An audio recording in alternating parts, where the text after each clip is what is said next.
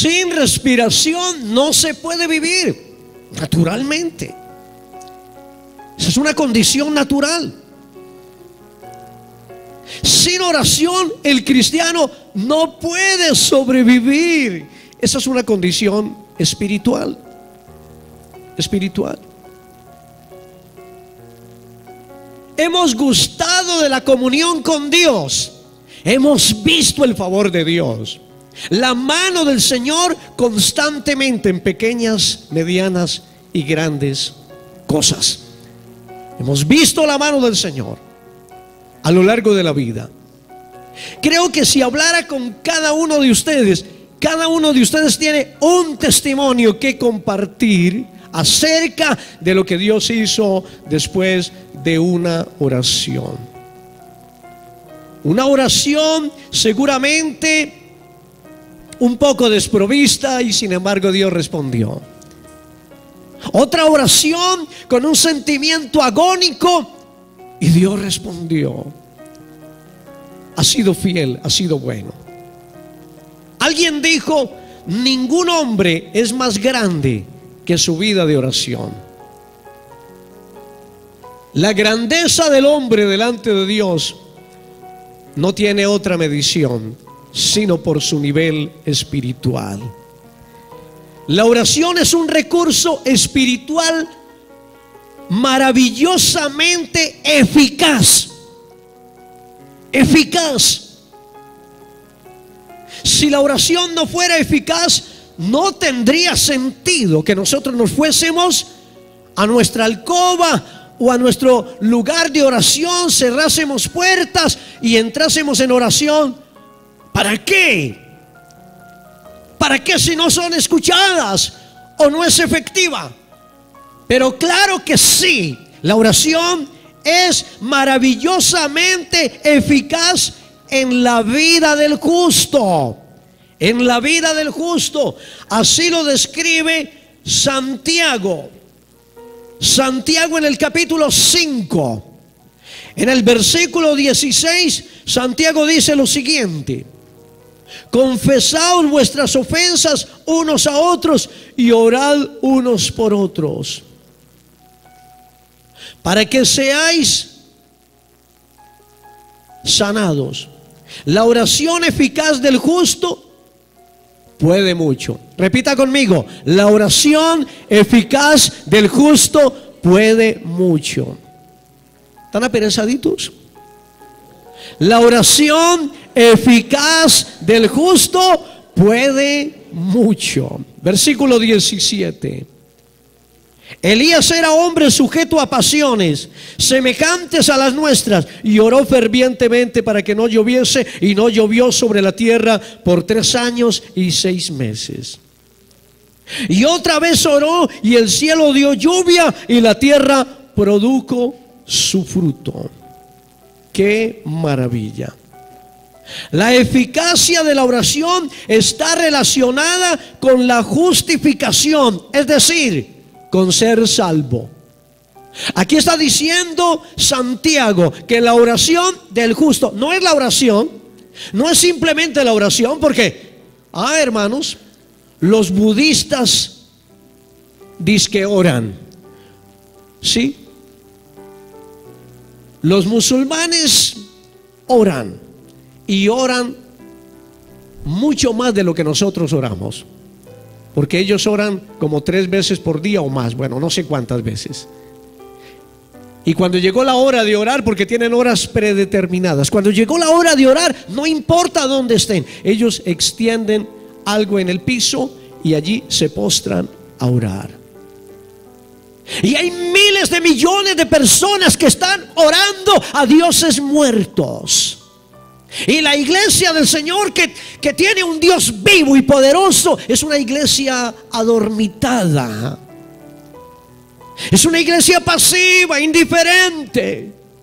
Es una iglesia que desconoce el recurso maravilloso de la oración.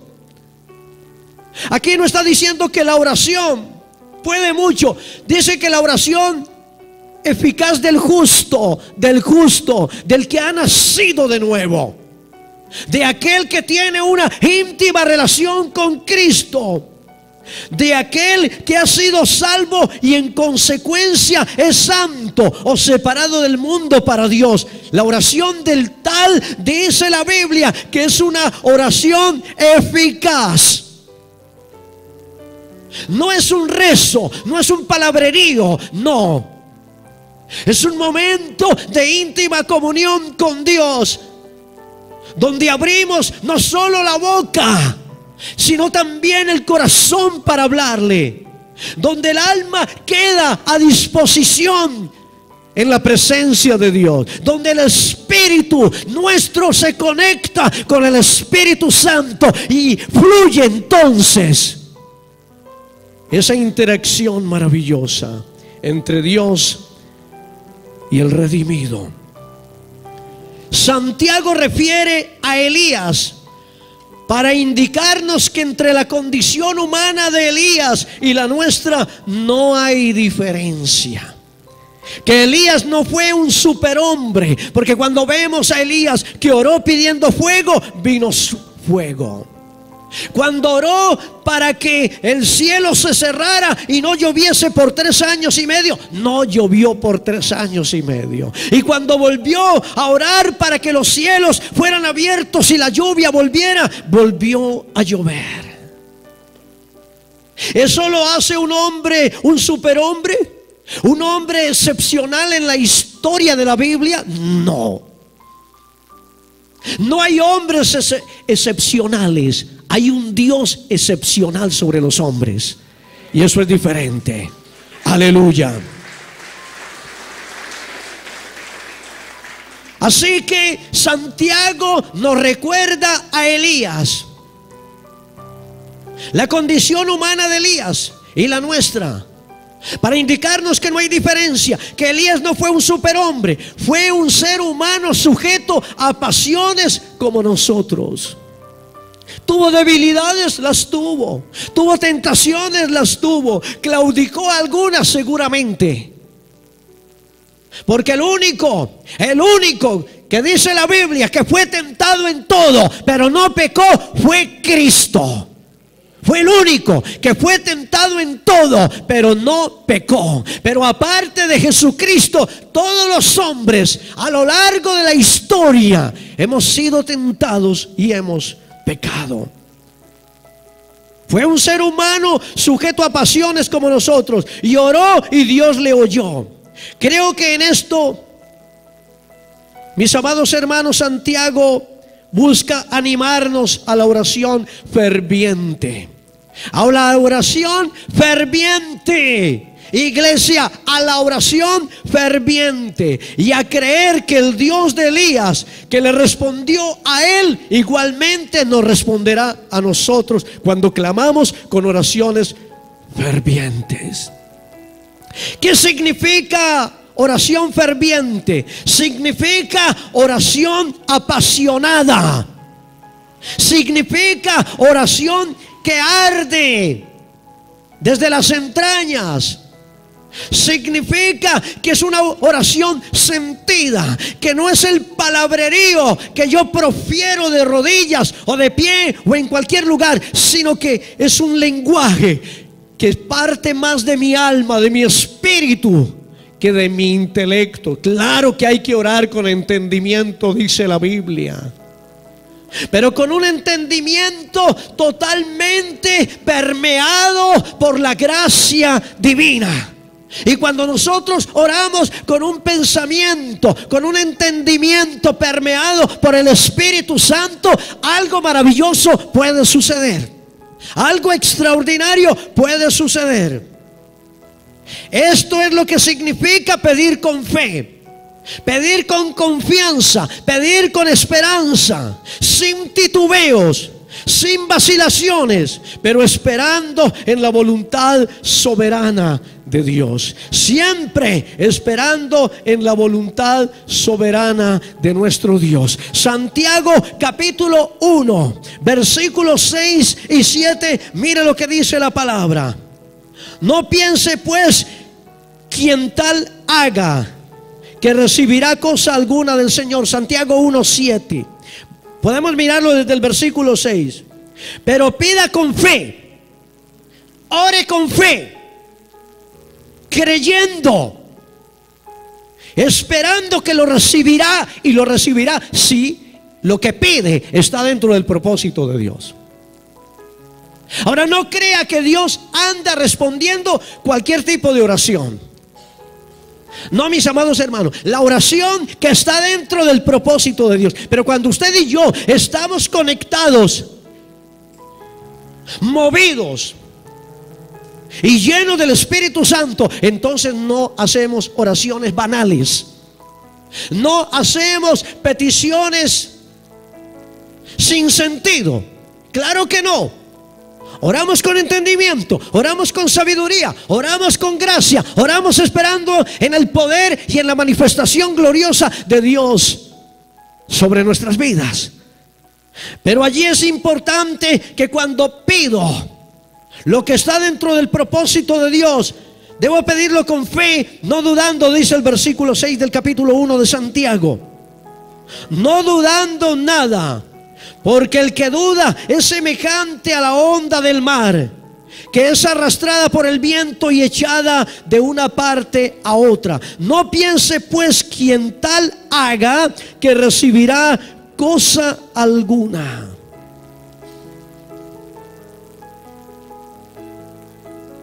No, es orando con plena certidumbre, con absoluta confianza que Dios está ahí.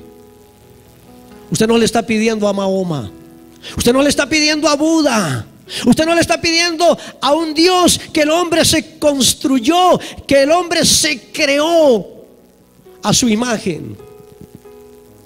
Usted está orándole al Dios que te creó, no al Dios que tú creaste, sino al Dios que te creó a imagen y semejanza, a ese Dios vivo, poderoso y maravilloso, a ese Dios que tiene el control sobre el universo, a ese Dios que maneja los hilos de la historia de la humanidad. Él los manejó y Él los seguirá manejando.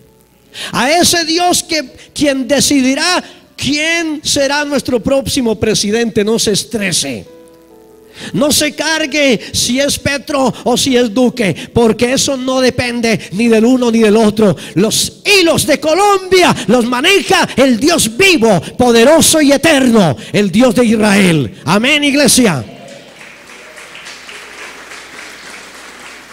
En Hebreos capítulo 11, Hebreos capítulo 11 versículo 6 dice: pero sin fe es imposible agradar a Dios, porque es necesario que el que se acerca a Dios crea que le hay y que es galardonador de los que le buscan. Es galardonador de los que le buscan. Él premia a los que le buscan. Él bendice a los que le buscan. Él honra a los que le buscan. Él sustenta a los que le buscan. Él da cobertura a los que le buscan. Él está ahí en la vida de los que le buscan.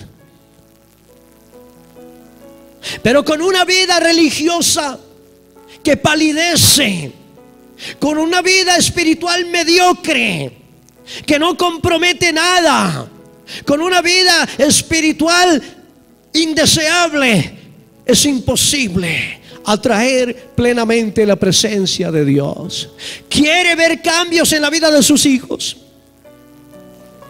¿Quiere ver cambio alrededor de su casa, de su economía, de su salud y de su vida? Yo le digo, solo busque la presencia de Dios. Vaya a lo íntimo, vaya a lo secreto con Dios, porque el Dios que le predico, que es el Dios de Israel, el Dios de las Escrituras, nos ha dejado una historia de testimonio sobre el obrar, sobre el accionar maravilloso que Él tiene cuando interviene cada situación. Ahora permítame, le digo en esta mañana, la Biblia contiene un amplio registro testimonial del poderoso alcance de la oración eficaz. Aquí lo encontramos y permítanme, voy a mencionar algunos casos de ellos.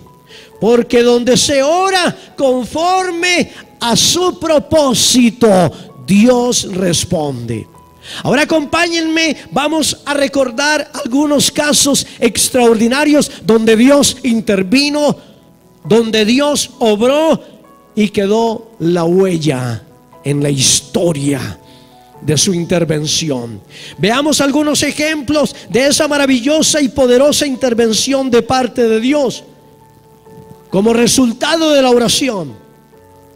Permítanme, les menciono en esta mañana el caso en la Biblia, en Segunda de Reyes, capítulo 19. Allí encontramos a un rey, al rey de Israel, perdón, al rey de Judá, porque Israel ya estaba dividida para entonces en dos naciones, el reino del norte y el reino del sur. Judá era el reino del sur. Y allí había un rey justo llamado Ezequías. Ezequías estaba sitiado por el ejército de Senaquerib, rey de Asiria. Este era un ejército muy poderoso, muy grande. Ezequías no tenía humanamente ninguna posibilidad de prevalecer ante tal fuerza.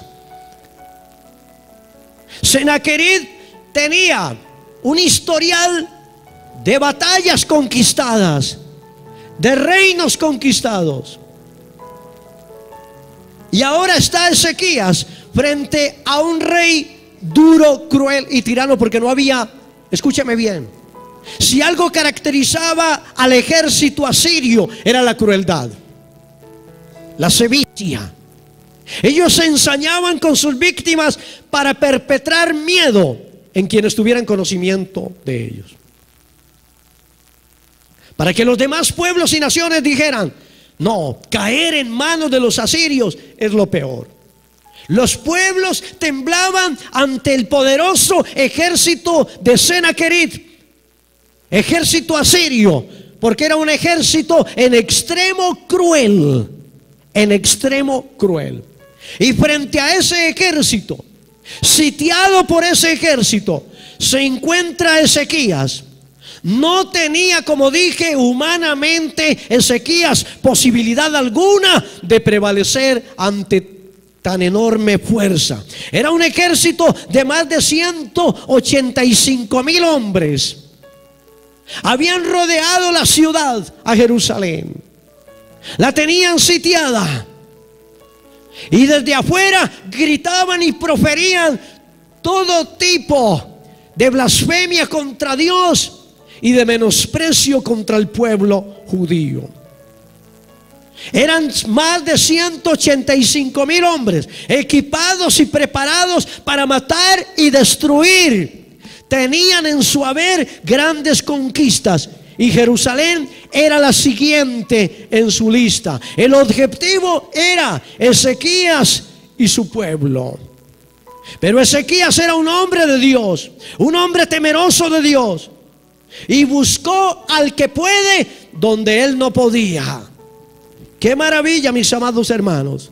A menudo nos encontramos frente a enormes obstáculos, a tremendos inconvenientes de la vida, a situaciones imposibles de resolver por nuestra propia cuenta. Sí, ese era el momento que estaba viviendo Ezequías. Estaba frente a un problema inmanejable, insuperable. Él no podía, pero él sabía quién podía. Y él era un hombre justo. Él era un hombre temeroso de Dios. Él sabía que Dios no lo dejaría allí, en esa circunstancia tan difícil. Oró, suplicó la intervención de Dios. Venga conmigo a Reyes. Ahí estamos en Segunda de Reyes, capítulo 19 del segundo libro de Reyes. En el versículo 14, mira lo que dice la palabra. Y tomó Ezequías las cartas de mano de los embajadores, y después que las hubo leído, subió a la casa de Jehová y las extendió Ezequías delante de Jehová. Estamos en segundo libro de Reyes, capítulo 19. Y allí en segundo libro de Reyes, capítulo 19, se nos está narrando parte de esa historia. Sennacherib había enviado cartas a Ezequías, cartas que blasfemaban el nombre de Dios, cartas que menospreciaban el potencial de Ezequías para enfrentarlo. Eran cartas de menosprecio, eran cartas escarnecedoras, eran cartas que se levantaban contra el Dios de Israel. Era un gigante, un coloso contra un hombre incapaz de vencerlo humanamente. Y Ezequías viene, trae las cartas, sube al templo, se postra, coloca las cartas ahí.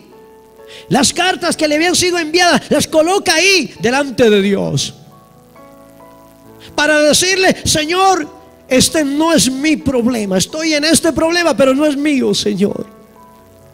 Mire cómo ora, versículo 15. Y oró Ezequías delante de Jehová diciendo: Jehová, Dios de Israel, que moras entre los querubines, solo tú eres Dios de todos los reinos de la tierra.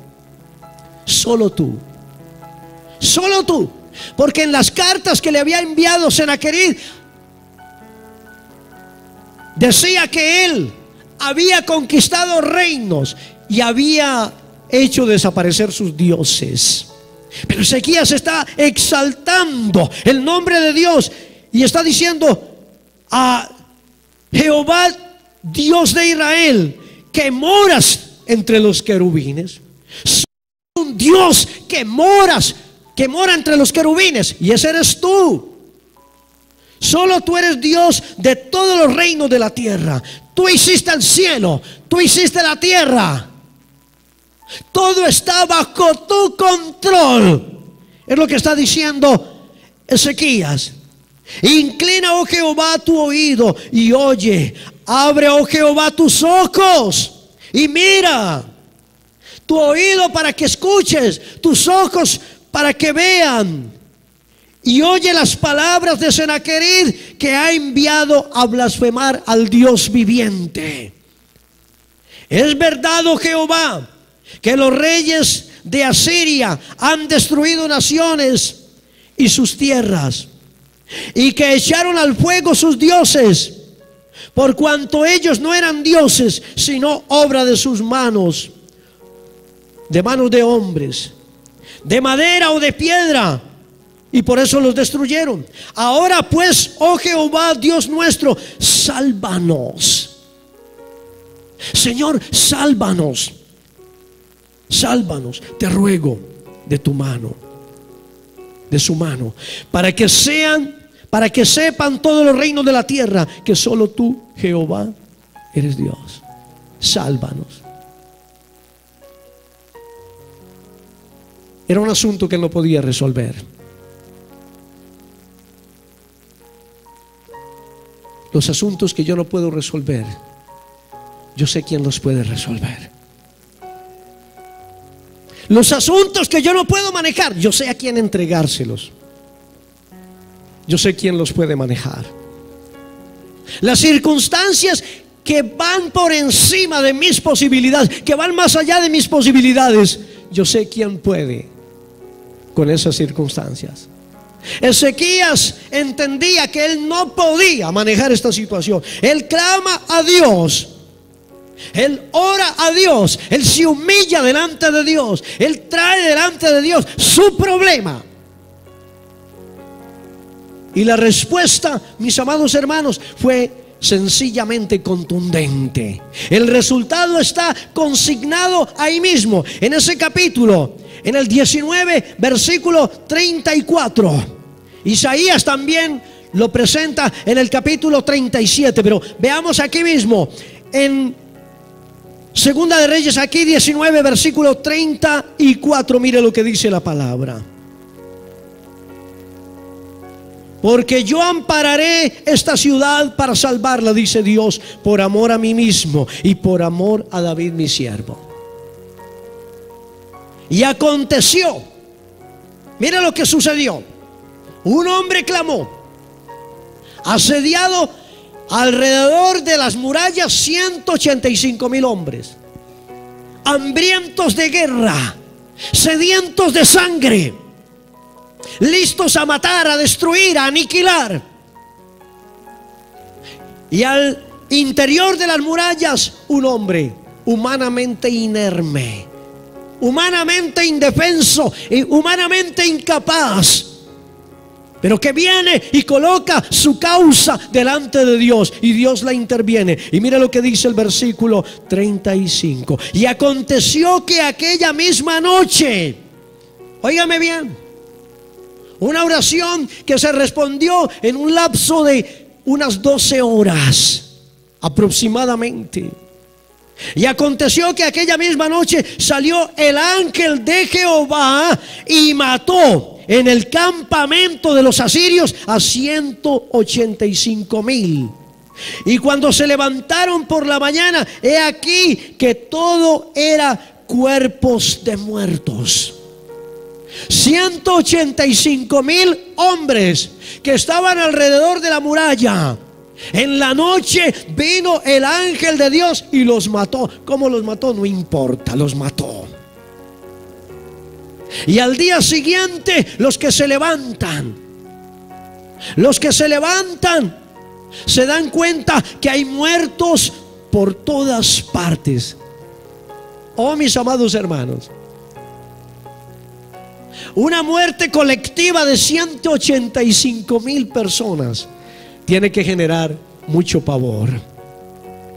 Mucho pavor. Dios intervino, Dios obró.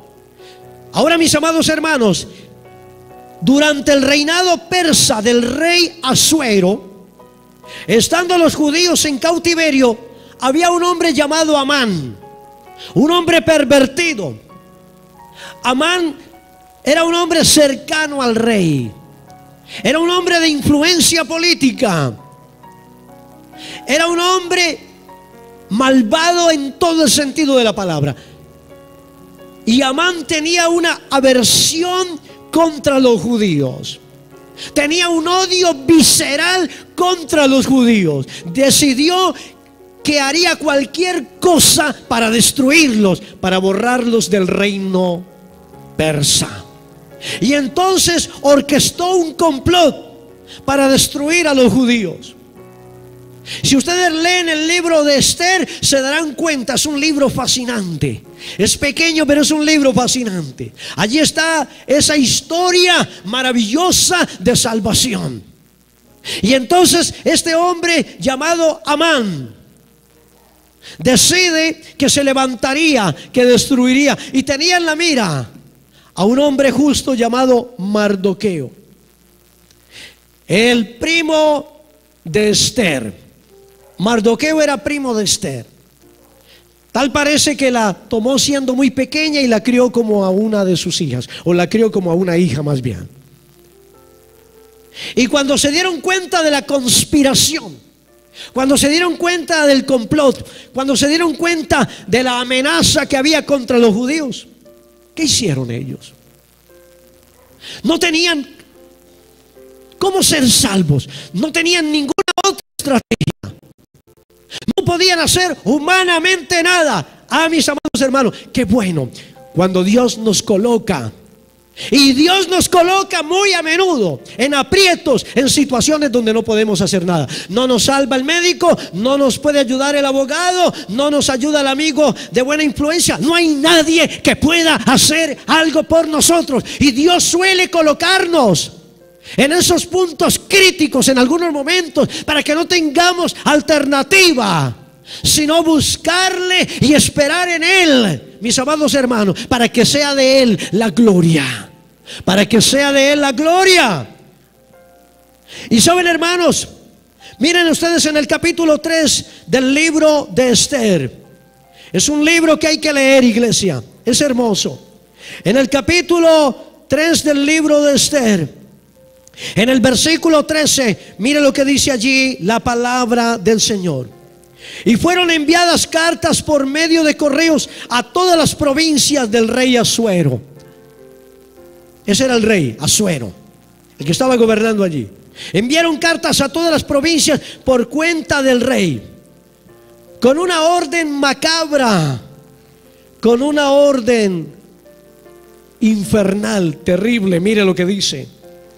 La orden era destruir, matar y exterminar a todos los judíos. Si la orden era matar, destruir y exterminar, significa, la palabra exterminio significa acabar del todo.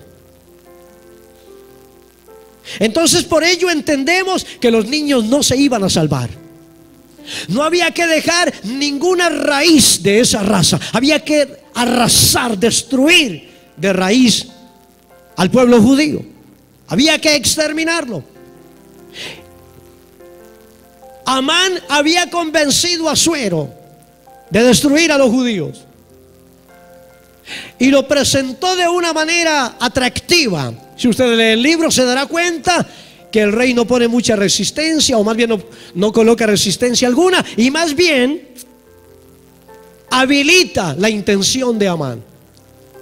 Las cartas que van a las provincias son cartas selladas por el rey, de estricto cumplimiento.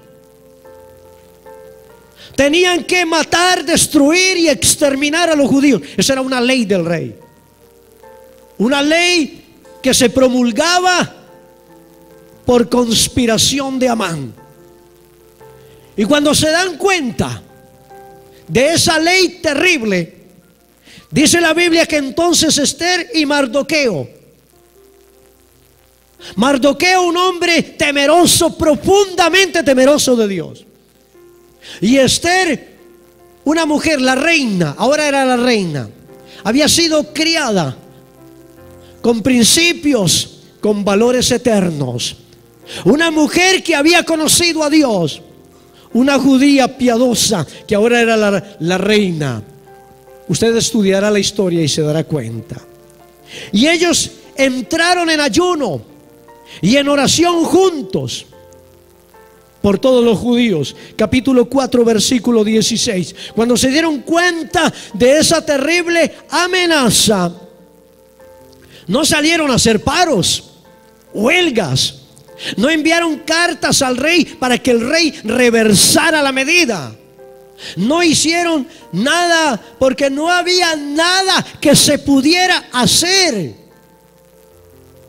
Los edictos del rey eran de estricto cumplimiento, eran irreversibles. No era posible que un rey reversara una ley. No era posible. Y ante lo imposible hay que buscar a Dios.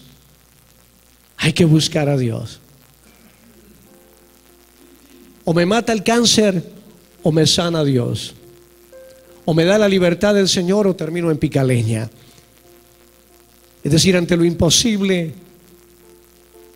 ante lo que no se puede humanamente solucionar, está Dios. Es Dios de imposibles. ¿Lo cree? ¿Lo cree? Eres Dios de imposibles. Cuando estés allí, en la encrucijada, en el momento crucial de tu vida, allí donde no hay respuesta a tu necesidad, a tu problema, no olvides que Dios está al control. Él puede. Y mira lo que dice en el versículo 16. Le dice Esther a Mardoqueo: ve y reúne a todos los judíos que se hallan en Susa, en la capital, y ayunad por mí, porque era la única que podía interceder. Pero tenía que hallar gracia delante del rey. Ayunad por mí y no comáis ni bebáis en 3 días. Usted dirá, pero allí no aparece la palabra oración. Y yo le digo, bueno, ¿y quién ayuna y no ora? ¿Ah? En la palabra ayuno está implícita la oración. Porque el que ayuna y no ora, no ayuna, aguanta hambre. Le estará haciendo huelga a Dios, pero no estará humillado delante de Dios. Y están allí en oración, en ayuno. Y ella le está diciendo: y no comáis por 3 días, ni de día ni de noche. Yo también con mis doncellas ayunaré igualmente, dice ella. Y entonces entraré a ver al rey, aunque no sea conforme a la ley, y si perezco, que perezca. Había un momento solo para entrar a la presencia del rey. Había una puerta de acceso. Bueno, habían varias puertas de acceso, pero había una puerta en particular que nadie podía pasar por ella a menos que fuera invitado por el rey. Porque la reina no compartía como los esposos hoy. La reina tenía su propio espacio y sus doncellas. Ella no vivía con el rey. Vivía con el rey, pero no normalmente en el palacio. La reina necesita hablar con el rey, pero había una ley persa que quien interrumpiera o irrumpiera por esa puerta en acceso al rey, la ley era una: debía morir. Ah, pero es la reina. No, señor. Si el rey no extiende el cetro en señal de bienvenida, en señal de aceptación, se muere. No importa si es la reina. Ah, es la esposa, se le baja la cabeza porque violó la ley. Así de sencillo, violó la ley. Y esta mujer necesitaba entrar a la presencia del rey para poder interceder por su pueblo. Pero eso no lo podía hacer ella irresponsablemente. No podía decir: bueno, me voy a colocar el traje más coqueto y atrevido para el rey y de entrada lo deslumbro. Ahí no hay posibilidad que él me diga que no. No. Ella sabía que no era así, de esa forma. O Dios le da la gracia, o Dios es el que le abre esa puerta para acceder al rey, o ella muere. Por eso pide que todos oren y ayunen. Un clamor a nivel de capital, Susa, capital del reino. Allí estaban los judíos piadosos, orando, clamando, gimiendo delante de Dios, porque su vida estaba en juego.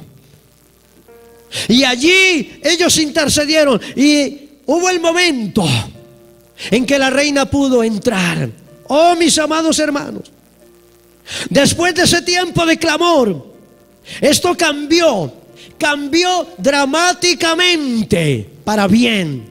Una tragedia se convirtió en una gran victoria. Lea el libro para que se lo goce.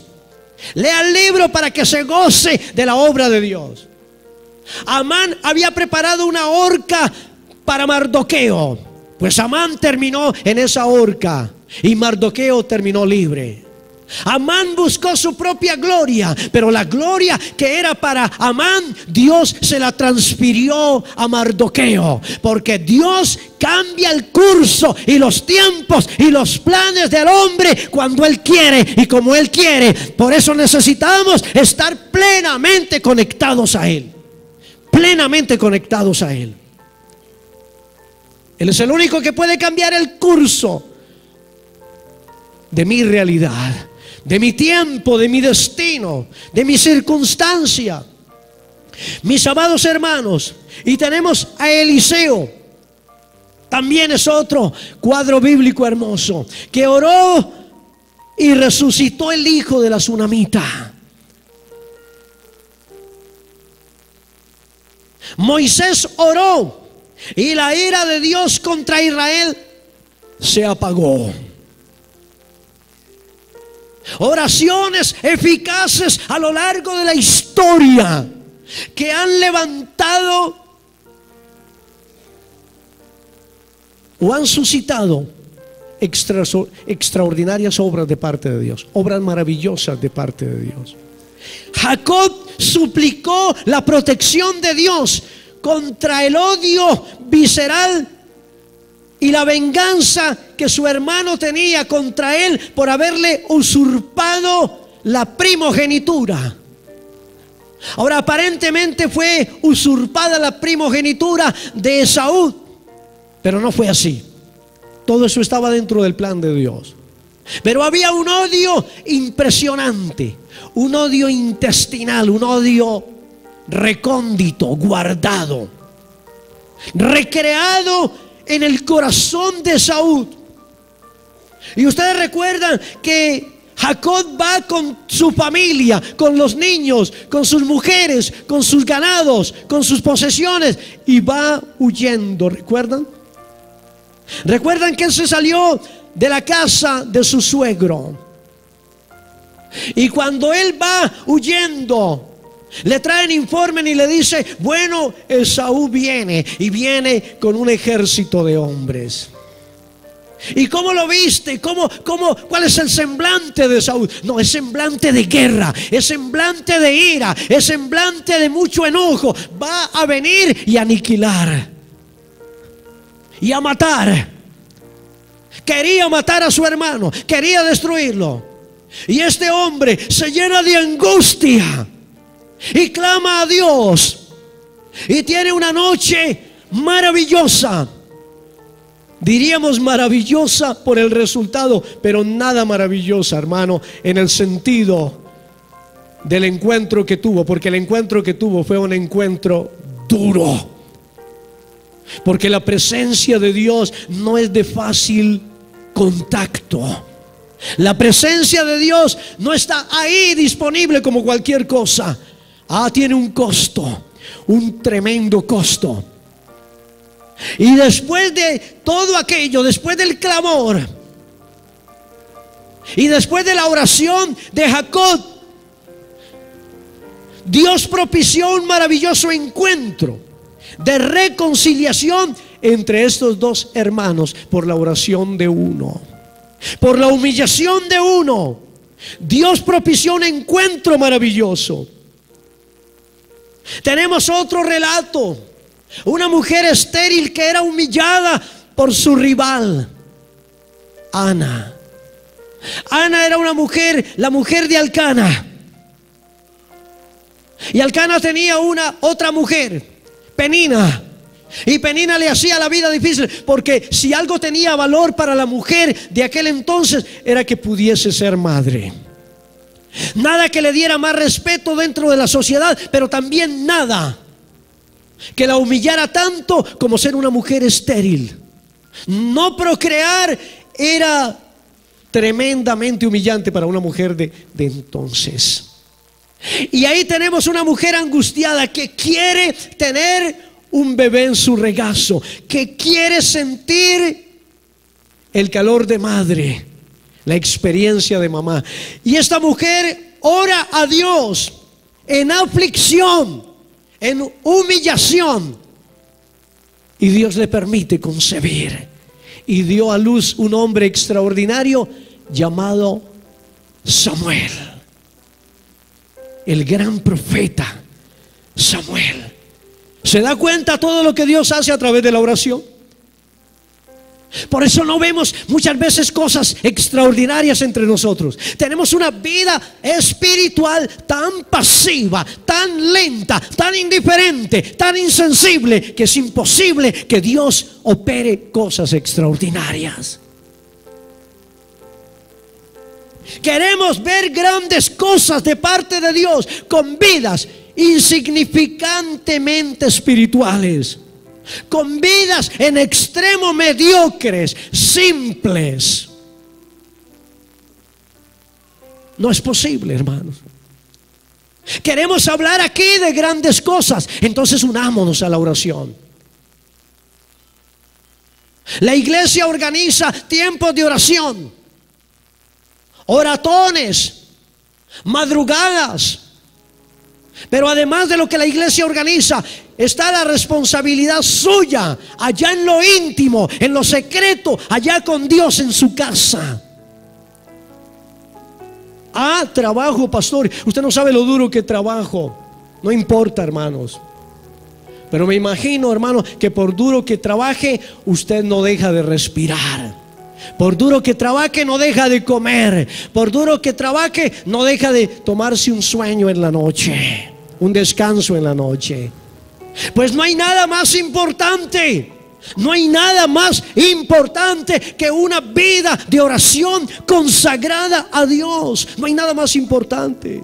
El trabajo acabará, la vida acabará, todo acabará. Pero usted esperará el día que cierre sus ojos aquí, abrirlos en la presencia de Dios. Es lo que yo pienso que usted espera. No lo sé. No lo sé. Los ejemplos son interminables. Podría hablarles todo el día acerca de una cantidad enorme de ejemplos donde se ora y se surten cosas sobrenaturales, maravillosas. Dios no deja el clamor de los justos sin respuesta. Repita conmigo: Dios no deja el clamor de los justos sin respuesta. ¿No es una maravilla? Mira lo que dice el Salmo 34, 17. Salmo 34, 17. Dice: claman los justos. Claman los justos. ¿Y qué? Léalo allí. Clámalo. Salmo 34, 17. Claman los justos. ¿Y qué pasa? ¿Y qué pasa? Y Jehová oye. Ahora, ¿a quién oye Dios? A los justos. ¿Y quiénes son los justos? Los redimidos. ¿Y quiénes son los redimidos? Los lavados por la sangre de Jesucristo. Aquellos cuya culpa de pecado ha sido perdonada. ¿Quiénes son los justos? Aquellos cuyos nombres están escritos en el libro de la vida. ¿Quiénes son los justos? Aquellos que saben amar la verdad y vivir en la verdad. ¿Quiénes son los justos? Y la lista sería imparable. Claman los justos y Jehová oye y los libra de todas sus angustias. Tiene una angustia, tiene una aflicción, está pasando por un mal momento. Clame a Él. Clame a Él. ¿De dónde vendrá mi socorro?, dijo el salmista. Alzaré mis ojos a los montes. ¿De dónde vendrá mi socorro? Mi socorro viene de Jehová. ¿Están angustias? El socorro viene de Jehová. ¿Qué dice el Salmo 32? El Salmo 32 habla del refugio que Dios concede. El versículo 7 dice: tú eres mi refugio. Tú eres mi refugio. ¿Y cómo me refugio yo en Dios? En oración, en cánticos, en la lectura de la palabra. Ahí me refugio. Y está diciendo: tú eres mi refugio. ¿Qué pasará luego? Me guardarás de la angustia. Me guardarás de la angustia. Estás pasando por angustia, pero no estás solo. Si has creído en el Dios de los cielos y de la tierra, en el Dios de Israel, entonces cree y espera que Él responderá a tu necesidad, porque Él no te dejará ni te desamparará. Así lo ha dicho. Amén. Estos casos señalados no corresponden a hombres y mujeres que oraron solo cuando estaban en problemas. Ellos vivían, óigame bien, en una íntima y constante relación con Dios. Alguien dijo o alguien hizo la siguiente aseveración. Escúcheme bien, porque ya con esto termino. Si solo oras cuando estás en problemas, estás en problemas. ¿Tiene sentido? Si solo oras cuando estás en problemas, estás en problemas, mira al que está al lado y dile: si solo oras, cuando estás en problemas, estás en problemas. ¡Aleluya! ¡Oh, gloria a Dios! Yo quiero ver la gloria de Dios cada día en mi vida. Pero yo sé que esa no se consigue sino en lo íntimo. A mí me cuesta levantarme temprano, hermano. Yo les tengo que decir, a mí me cuesta levantarme temprano. Y me cuesta levantarme temprano por una sencilla razón. Yo normalmente voy a la cama alrededor de las 12 de la noche. Normalmente voy alrededor de las 12 de la noche. Y yo tengo que pedirle al Señor que me dé disposición de alma y de espíritu para levantarme de madrugada. Y hay días que me levanto, hay mañanas que me levanto con una energía y con un gozo. Y tengo que decirles que hay mañanas que me levanto con cero energía y cero gozo. Me siento tan cansado como cuando me acosté. Pero me postro allí y le digo: Señor, ni sé qué decirte, pero aquí estoy. Aquí estoy, Señor. Tenemos que comenzar, hermanos. Tenemos que comenzar. Yo quiero ver la gloria de Dios en esta iglesia. Yo la quiero ver. Pero quiero saber que hay un pueblo que responde al llamado de Dios. Padre bueno,